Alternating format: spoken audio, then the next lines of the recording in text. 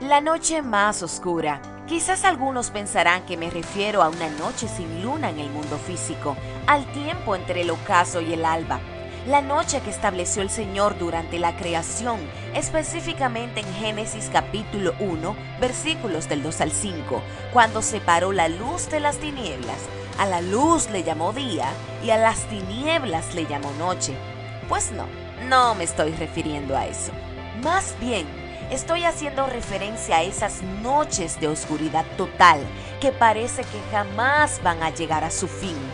Esas noches en que el dolor, la desesperación y la angustia amenazan con tomar el control de nuestras emociones. Podemos atravesar nuestra noche más oscura cuando somos procesados o probados por Dios.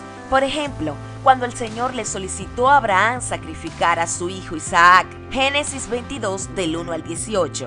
B. Cuando estamos bajo el feroz ataque del enemigo. Todo el libro de Job es un gran ejemplo de esto. C. Cuando hemos cometido una transgresión a la ley de Dios y producto de nuestras malas decisiones en la carne, hemos caído en una situación tan grave que sobrepasa nuestra capacidad. Por ejemplo, Génesis 3.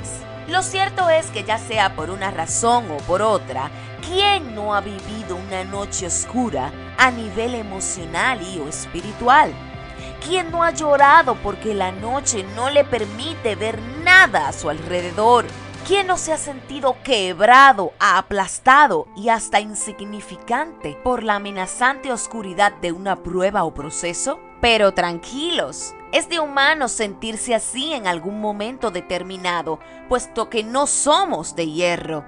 Yo puedo decirles con toda honestidad que he pasado por eso y he derramado muchas lágrimas en la penumbra. Y no solo yo he pasado por eso. También muchos ungidos de Dios que ocupan un lugar privilegiado en la historia de la fe, siendo patriarcas del pueblo judío, siendo profetas, sacerdotes y hasta adoradores en espíritu y en verdad. Todos ellos se vieron impactados por la oscuridad, pero la diferencia estaba en que su casa espiritual estaba construida sobre la roca. Ellos no cedieron ante la adversidad. Ellos se refugiaron en Dios. Fueron golpeados, pero no vencidos. Entonces, tomando en cuenta que los momentos difíciles son una realidad que nos tocará vivir a todos en algún momento determinado, quiero compartir en esta reflexión 7 cosas que debemos aprender de las noches más oscuras y que están registradas en las Sagradas Escrituras. Número 1. Aunque seamos amados por Dios, pasaremos por noches oscuras. Gente, David es un gran ejemplo de esto. Su nombre significa amado o favorito. David amaba a Dios y Dios amaba a David. Él fue el primer rey que unió a Israel del norte y a Judá. El primero en recibir la promesa de un Mesías real en su linaje. De ese mismo David se relatan muchas noches oscuras, tanto en el libro de Primera de Samuel como en muchos otros escritos registrados en los Salmos. De hecho, les cuento que en el Salmo 69, versículos del 1 al 3 dice: «Sálvame, oh Dios, porque las aguas me han llegado hasta el cuello. Me encuentro hundido en un profundo pantano y no hallo dónde poner el pie. He caído en aguas abismales y me cubre la corriente. Ya me canso de llamar, ronca está mi garganta. Mis ojos desfallecen en espera de mi Dios».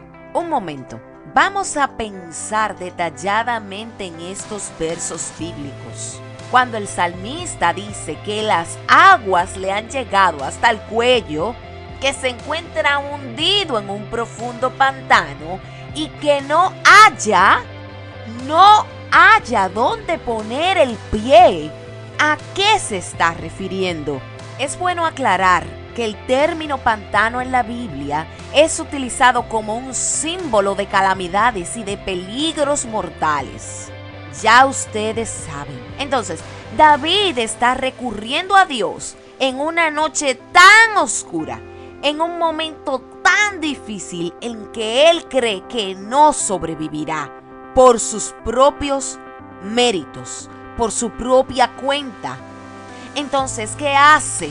Busca a su Dios, porque él está en medio de una noche que no le permite ver nada a su alrededor. Por eso no puede defenderse por sí solo y se está hundiendo.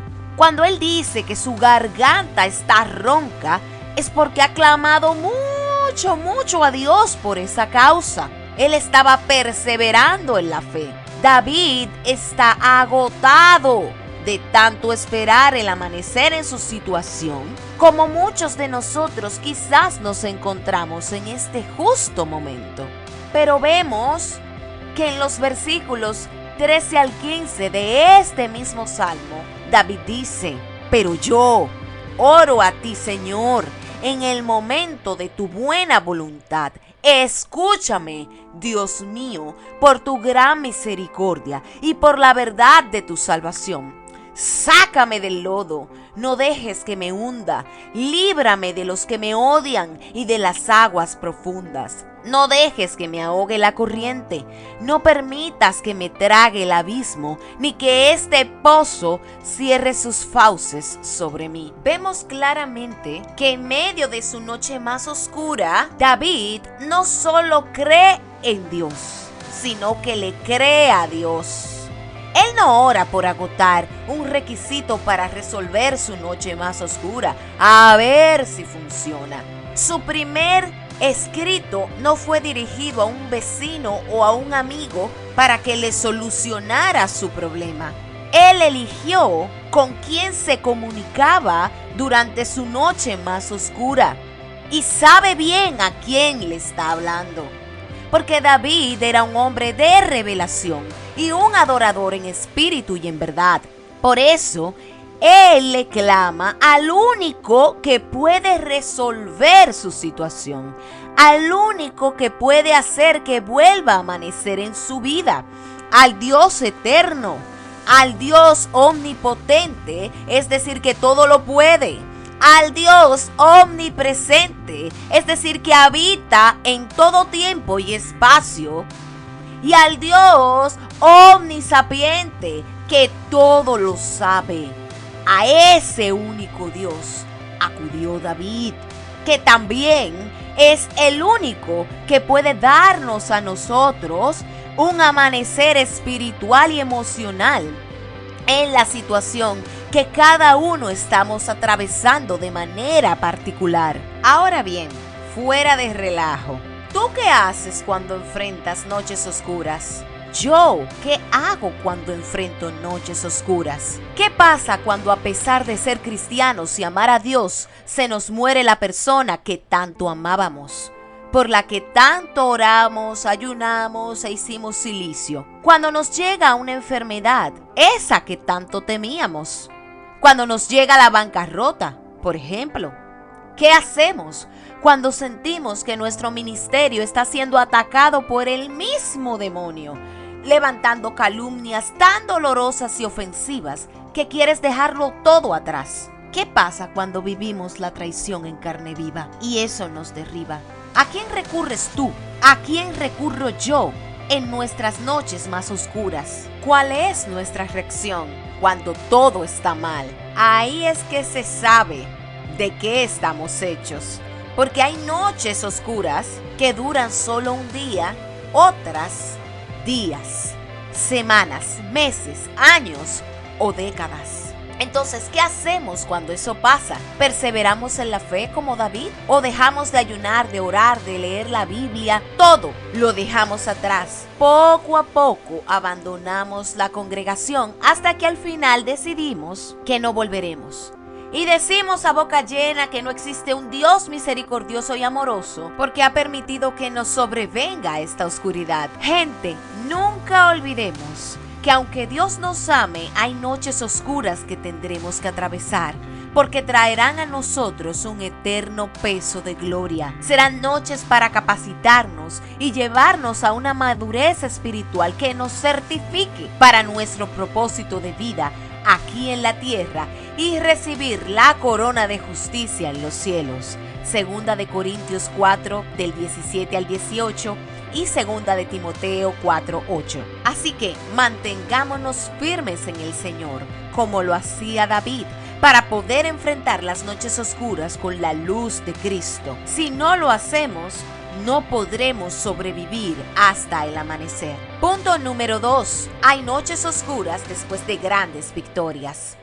La palabra relata las historias de grandes hombres ungidos, fieles a Dios, que pasaron noches oscuras al punto de la depresión, incluso después de grandes victorias. En Primera de Reyes capítulo 17, la Biblia nos presenta a Elías el tisbita, de Tisbet de Galaad, en Israel del norte, profeta respaldado grandemente por el Señor. Elías fue el profeta que comunicó a Acab, rey de Israel del norte, la sequía que golpearía a Israel. ¿Y saben qué pasó? No llovió. Elías pudo presenciar cosas extraordinarias debido a su incondicional obediencia a Dios. Imagínense si hasta fue alimentado por cuervos en el arroyo de Kerit, frente al Jordán. Él declaró que no faltaría la harina ni el aceite en casa de la viuda de Sarepta, hasta que el Señor hiciera llover sobre la tierra, y así fue. Luego de esto, el hijo de la viuda falleció y Elías oró al Señor, y el Señor le devolvió la vida al hijo de la viuda. Ella le declaró: hoy he comprobado que tú eres un varón de Dios y que en tus labios la palabra del Señor se hace verdad. Primera de Reyes 17, del 17 al 24. Señores, este era Elías. ¿Qué currículum espiritual tenía este hombre de grandes victorias concedidas por el Señor?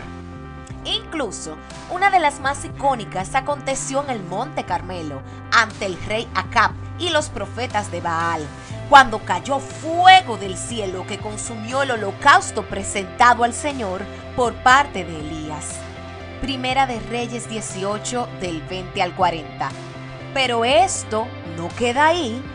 Después de 3 años sin llover, en los versículos del 41 al 46, vemos que él oró por lluvia y el Señor le respaldó. Insisto, después de tantas victorias, Elías, el gran profeta de Dios, cayó en su noche más oscura, provocada por la amenaza de muerte de la reina Jezabel. Él huyó a Berseba, dejó a su criado ahí y se internó en el desierto.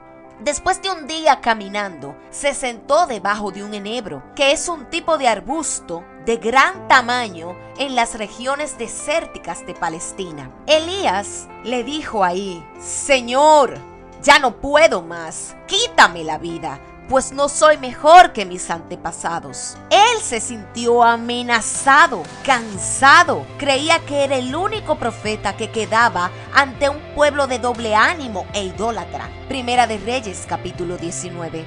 Ahora, ¿qué hizo Dios en la noche más oscura de Elías? Envió a un ángel con provisión para que él continuara su camino por el desierto hasta llegar al monte de Oreb, también conocido como Sinaí, a ese mismo lugar donde siglos antes Dios había entregado la ley a Moisés. Cuando llegó, se refugió en una cueva para pasar la noche. Sabemos que las cuevas son lugares oscuros, húmedos y profundos. Sin embargo, el Señor le dijo: sal de la cueva y espérame en el monte.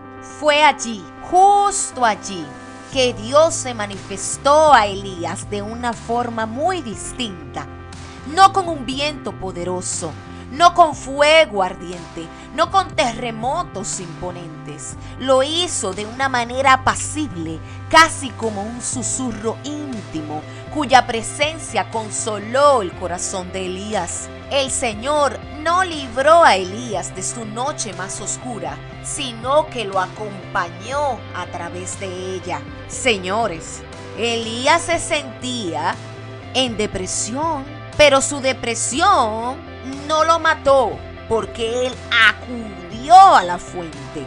Él no tomó la decisión de atentar él mismo contra su vida, sino que clamó a Dios y obtuvo respuestas.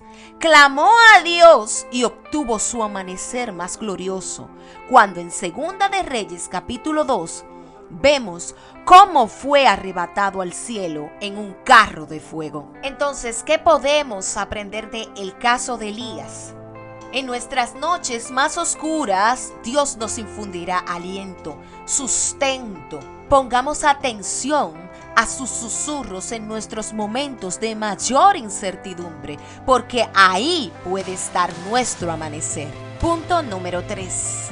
Nuestras noches oscuras tienen un propósito más allá de nuestras vidas. En Génesis 37, la Biblia nos da a conocer la historia de José, un hombre elegido por Dios que pasó muchas noches oscuras. A los 17 años, disfrutaba de la cercanía y el amor de su padre. Crecía en gracia y sabiduría, pero de repente, ese joven pasó del día a la noche oscura, cuando se vio en el fondo de un pozo, traicionado por sus hermanos, vendido como esclavo a los ismaelitas, sin saber qué sería de él. ¿Qué habrá pensado José? ¿Se imaginan ustedes lo que debe haber llorado, lo que debe haber sufrido José? Las noches sin dormir, pensando en su padre, extrañando a su pequeño hermano Benjamín, pensando por qué a él. Humanamente hablando, la vida de José fue de mal en peor.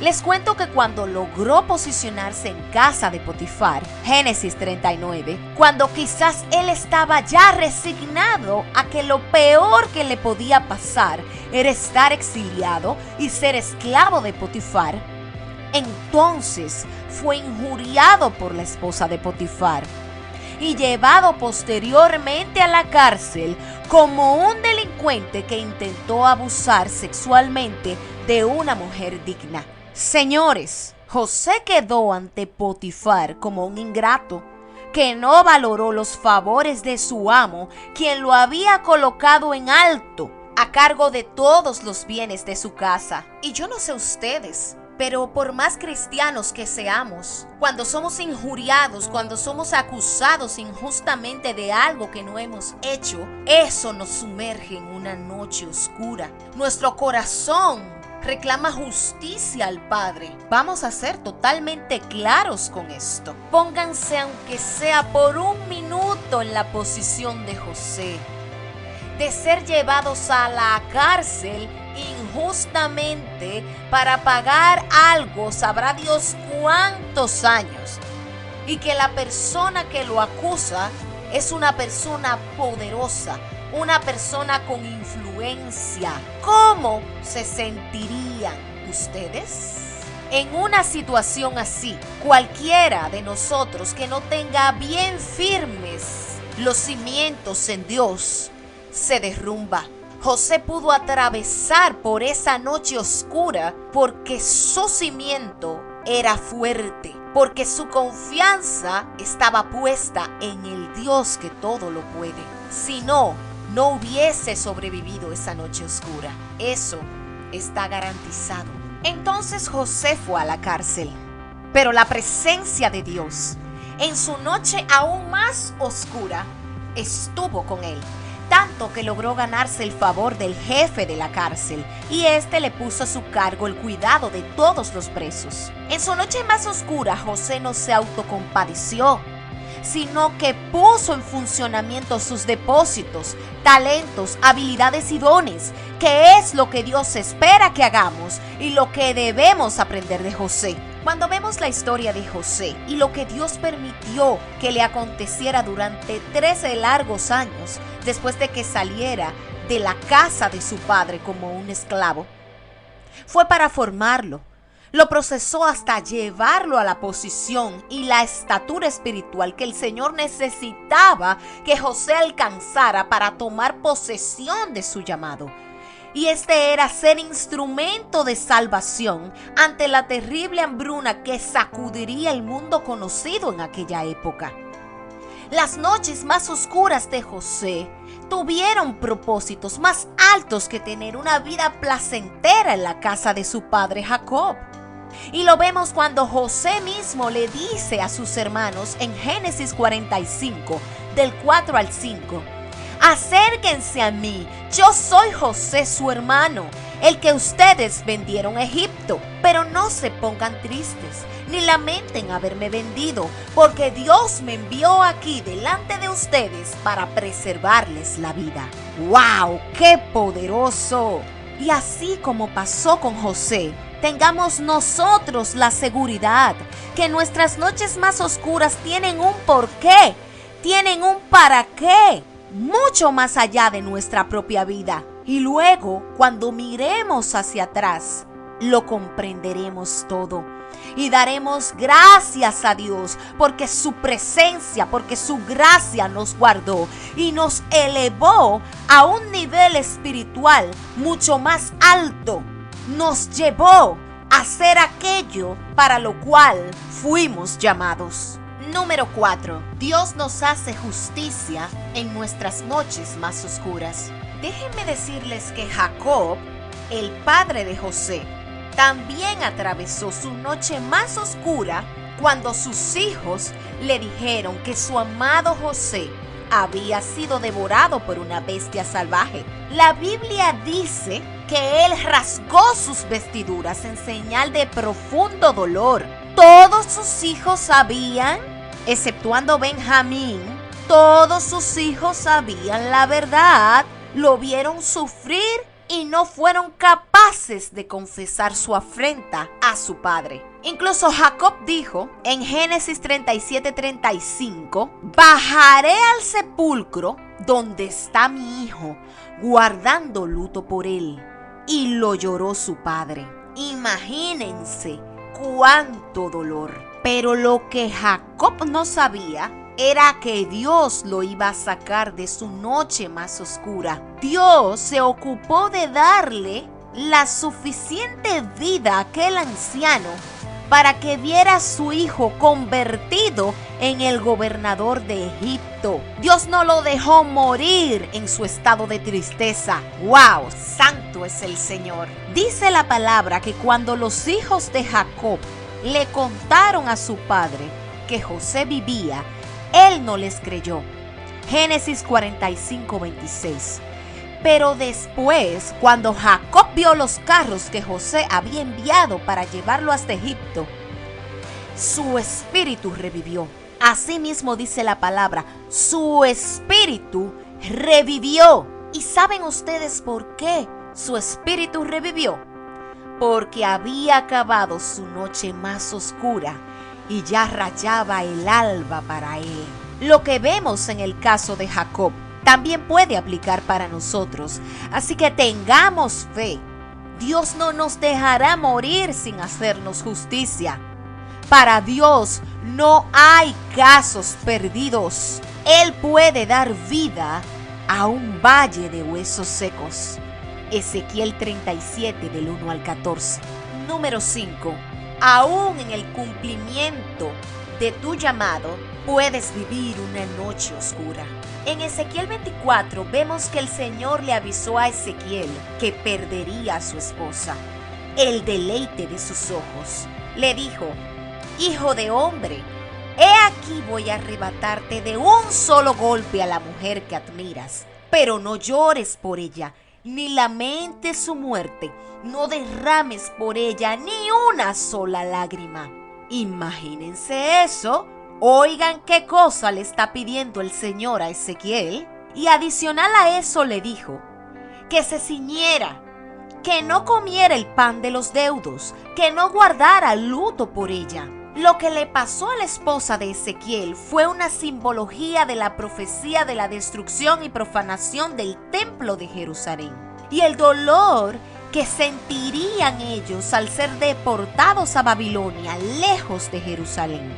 Entonces la actitud que Dios demandó de Ezequiel ante la pérdida de su amada era la misma actitud que el Señor iba a demandar a Israel ante la tragedia que se le avecinaba. Y vemos en el capítulo 24 del versículo 16 en adelante cómo Ezequiel cumple a cabalidad lo que Dios le pidió. Y él anunció al pueblo lo que le iba a acontecer y que debían tomar la misma actitud que él había tomado en torno a la pérdida de su esposa. Vemos en Ezequiel obediencia ante todo, sin excusarse por su dolor. Obediencia en su noche más oscura. No hay señales de rebelión, no hay señales de queja de parte de Ezequiel. No hay cuestionamientos. Y esto nos pone a nosotros un ejemplo de cómo manejarnos cuando acontece algo terrible en nuestra vida. Entonces, la enseñanza que podemos sacar de lo que le pasó a Ezequiel cuando perdió a su esposa y los israelitas cuando perdieron el templo y su patria es que le quedaba Dios, lo único indispensable en esta vida, el único que merece todo el honor y la gloria.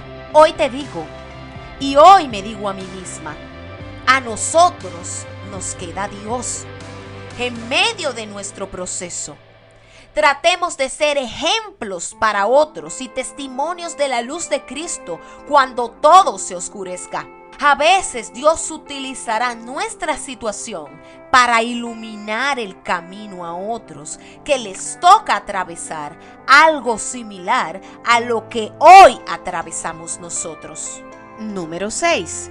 Cuando hacemos frente a nuestra noche más oscura con fe en el Dios Todopoderoso, arrebataremos el milagro. En Segunda de Reyes capítulo 4 del versículo 15 en adelante encontramos a la famosa tsunamita, un gran ejemplo de lo que debemos hacer en nuestras noches más oscuras. Eliseo le profetizó un hijo a esta mujer. El niño nació y creció. Un día fue a ver a su padre que estaba con los segadores. Al niño le dio un dolor de cabeza terrible y su padre envió al hijo de vuelta a casa con su madre. El niño murió en el regazo de ella. La Biblia no dice que la tsunamita se pusiera a llorar, que se derrumbara o que maldijera a Dios en esta situación. Más bien, ella subió el niño al aposento que había construido para el profeta Eliseo. Cerró la puerta y fue en búsqueda de su marido a pedirle un criado y una asna prestada para ir corriendo a buscar a quien representaba la presencia de Dios. Ella no perdió el tiempo con personas que no podían devolverle la luz a sus días. No su esposo, no Giezi. Ella determinó en su corazón que en su noche más oscura ella no se iba a conformar con quedarse en la penumbra. Ella iba a salir a buscar su milagro en donde sí podía encontrarlo, y fue al Monte Carmelo, donde se encontraba Eliseo, y allí le comunicó la muerte de su hijo al profeta. El profeta Eliseo le pide a su criado Giezi que se adelante con su bastón, con el bastón de Eliseo, y lo pusiera sobre el rostro del niño. Pero la tsunamita le dijo a Eliseo: juro por el Señor y por tu vida que no te dejaré aquí. Oigan qué determinada es esta mujer. A pesar de que Giezi se adelantó con el bastón de Eliseo para tratar de que Dios hiciera el milagro, no fue posible. Cuando Eliseo llegó al aposento, cerró la puerta y oró al Señor. Y luego se tendió sobre el niño, y el niño volvió a la vida. Ella recibió su milagro. Este relato bíblico nos deja dos enseñanzas. A. Es la presencia de Dios y no los recursos humanos los que pueden sacarnos de la noche más oscura. El bastón de Eliseo que Giezi llevó para hacer el milagro de volver a la vida al niño no funcionó. La Biblia no dice que Giezi oró al Señor, sino que puso el bastón sobre el niño y nada más. Porque lo que nos va a sacar de nuestra noche más oscura no es un objeto, no es la persona que se ofreció o a la que le delegaron hacer algo por ti o por mí. Así que cuidado con los atajos en las noches más oscuras. Cuando llegó Eliseo, aquel que representaba la presencia de Dios en ese lugar, lo primero que hizo fue orar. ¿Orarle a quién? Al Señor. Y luego se tendió sobre el niño, boca con boca, cuerpo con cuerpo, y el niño volvió a la vida. No es una obra del instrumento, es una obra de Dios. B. Hay que arrebatar la luz en nuestras noches más oscuras, buscando la presencia de Dios, como lo hizo la tsunamita. Ella no se quedó sentada a llorar, ella salió a buscar su milagro. Y Dios se lo concedió, obviamente porque era su voluntad. Porque por más insistencia que hagamos, si algo no es la voluntad del Señor, no lo vamos a obtener. Finalmente, número 7. Nuestra noche más oscura puede ser para salvación de otros. Los siervos de Dios, profetas y los apóstoles pasaron muchas noches oscuras, miedo, persecución, encarcelamientos y sentencias de muerte. Ninguno tuvo días con ausencias de noches oscuras. Ninguno. Sin embargo, sus noches oscuras no fueron estériles. Dieron como fruto la materialización del Nuevo Testamento, para que hoy tuviéramos ese libro sagrado en nuestras manos, que nos orienta, nos enseña la verdad, el sentido de la vida, nuestro propósito y nuestro destino al lado de nuestro Creador. Esto fue resultado de entregarlo todo por Él, de dejarse usar por el Espíritu Santo, verdadero autor no solo del Nuevo Testamento, también del Antiguo Testamento, porque toda la Escritura, toda la Biblia es inspirada por Dios y útil para enseñar, para redarguir, para corregir, para instruir en justicia, a fin de que estemos enteramente preparados para toda buena obra. Segunda de Timoteo 3, del 16 al 17. Si las noches más oscuras de los seguidores de Cristo están registradas, es por una buena razón. La Biblia nos habla de que las noches más oscuras, si las atravesamos con Cristo, generan fruto abundante. No le tengamos miedo a las noches oscuras. Tengámosle miedo a estar sin el Espíritu Santo, sin la presencia de Dios en medio de nuestra noche más oscura. Porque tú eres mi lámpara, oh Señor. El Señor alumbra mis tinieblas. Segunda de Samuel 22, 29. Para aquellos que todavía se preguntan, ¿por qué a mí? ¿Por qué tengo que atravesar esta noche tan oscura si no he cometido pecado? Sepan que ni Cristo fue liberado de su noche más oscura. Y menos mal, porque hoy no tendríamos salvación. Presten atención a esto. Jesucristo, por amor a nosotros, aceptó vivir noches oscuras. En Filipenses 2, del 6 al 8 dice: aunque era Dios, no consideró que el ser igual a Dios fuera algo a lo cual aferrarse. En cambio, renunció a sus privilegios divinos y adoptó la humilde posición de un esclavo y nació como un ser humano. Cuando apareció en forma humana, se humilló a sí mismo en obediencia a Dios y murió en una cruz como morían los criminales. Señores, Cristo tuvo muchas noches oscuras. Fue un varón experimentado en dolores.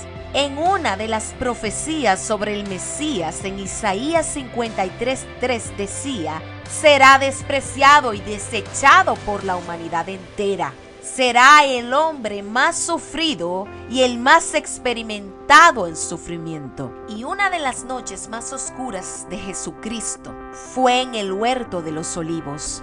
Le rogó al Padre que le quitara el sufrimiento, pero que no se hiciera su voluntad, sino la de Él. ¿Y qué hizo Dios Padre? ¿Le libró de su noche más oscura? No. Lo que hizo Dios fue enviar a un ángel del cielo para fortalecerlo. Miren que Cristo estaba en una agonía de espíritu tan grande que su sudor caía a la tierra como grandes gotas de sangre. Lucas 22 del 42 al 44. Pero eso no quedó ahí, porque en la cruz cargando con todo el peso del pecado de la humanidad, de todas las generaciones, Él se sintió abandonado por Dios y clamó en voz fuerte: Elí, Elí, lema sabactani, que significa: Dios mío, ¿por qué me has abandonado? Mateo 27:46. En conclusión, estaría hablando de un falso evangelio si les dijera que no vamos a pasar por noches oscuras. Eso no es verdad. Vamos a atravesar noches de llanto y de lamentaciones. Eso está en la Biblia. En Juan 16:33, Jesús mismo le dijo a sus discípulos: estas cosas os he hablado para que en mí tengáis paz. En el mundo tendréis tribulación, pero confiad, yo he vencido al mundo. Poderosos, señores. Dice Jesús: yo he vencido al mundo. Porque en la misma Biblia donde dice lo de la tribulación, también dice en el Salmo 119, versículo 105: lámpara es a mis pies tu palabra y lumbrera mi camino. Las lámparas no se usan a plena luz del día, no se usan al aire libre cuando hay pleno sol. Se usan en la oscuridad para iluminar y para visualizar el camino que nos ha tocado recorrer. La Biblia es uno de los principales aliados para iluminar nuestras noches más oscuras con la sabiduría de Jesús. Déjenme decirles esto: un padre terrenal jamás abandonaría a su hijo en medio de la oscuridad, en un terreno pantanoso, lleno de criaturas amenazantes. Bueno, al menos un buen padre no haría eso. Jamás lo haría. Más bien lo protegería con su propia vida. Imagínense, si eso lo hacemos los seres humanos que fallamos, que tenemos una lealtad limitada. Imagínense Dios, nuestro Padre Celestial, ¿qué no haría por cada uno de nosotros? Recordemos algo: aun cuando nos encontremos en la noche más oscura de toda nuestra vida, en la tempestad más fuerte, en el desierto más extenso o en las aguas más turbias, violentas y profundas que hayamos enfrentado jamás, Dios Padre sigue sentado en su trono y su Espíritu Santo sigue dentro de nosotros en control absoluto de todas las situaciones de dolor, ansiedad, precariedad, enfermedad o de peligro que podamos estar atravesando. Toda noche oscura tiene un amanecer. Ninguna situación es eterna. Lo que importa no es cuánto dure la noche más oscura que estemos atravesando, sino el resultado, el peso de gloria que esto le atribuye a nuestra vida espiritual. Así que búscalo, clámale, confía y espera. No permitas que lo que estás viviendo hoy te arrebate la fe en el Señor, que es el único que puede rescatarte a ti y rescatarme a mí del pozo de la desesperación, sacarnos del lodo cenagoso y colocar nuestros pies sobre la roca firme que es Cristo Jesús. Gloria al que vive y reina para siempre. Bendiciones.